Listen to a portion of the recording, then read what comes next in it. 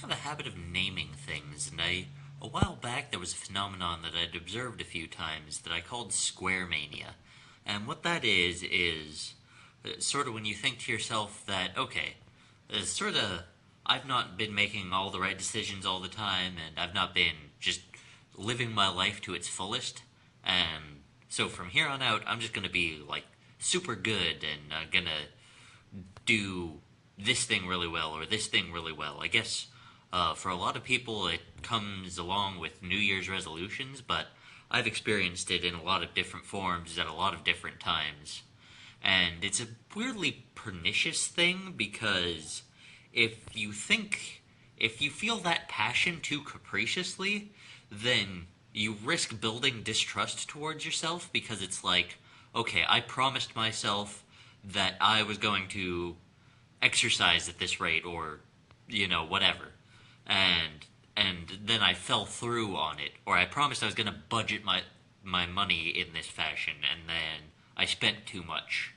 And then in the future, when you feel that passion, there's a tendency to be like, okay, I know this phenomenon. For me, I know it by name. I call it a square mania, and it's doesn't tend to have the results that you want it to. Um, and I say that by way of I experienced that passion today, and I'm hoping that I can kind of deliver on it to some extent that I've not been able to deliver on it a lot in the past because of radical changes in my life conditions. Because it's weird to live in your parents' house because I never got it said to me, but there's the phrase that exists in popular culture, which is that while you live under my roof, you have to follow my rules. And that it's not like there's merit to that, and maybe it shouldn't be that way, and maybe there's legal protections or whatever. Which is not to say that my parents weren't great to me; they were, and that not to say that living under my parents' roof it contributed a lot to the lifestyle factors that made it hard to adhere to a strict schedule when I was younger. But I am a person who makes a lot of money and lives on my own. I kind of count on nobody for nothing at this point. Not even TCS. Like, to some extent, I would like them to continue employing me because I make good money there and it would be inconvenient to have to find another job. But it, like, if it became necessary, I am highly employable and more jobs are readily available for me. So, it is very difficult for anybody in this world to exert very much control over me. And I'm hoping to leverage that into living my life better.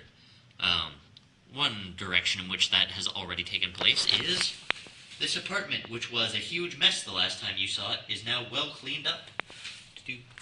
I have 4 bags full of garbage that I need to take out to the trash compactor, a process which has been documented in FMV already. I have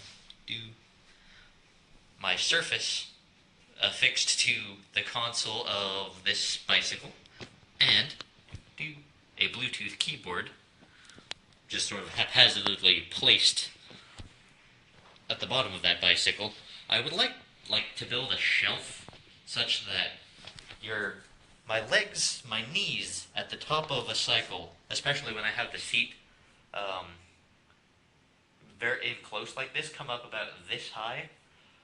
But if I could build a shelf like right here, and then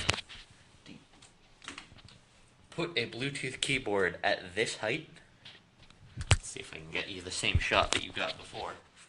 Boo boo. Then I could totally type while doing this. The Surface has a touchscreen, but boy, does using Windows with a touchscreen suck. It is awful.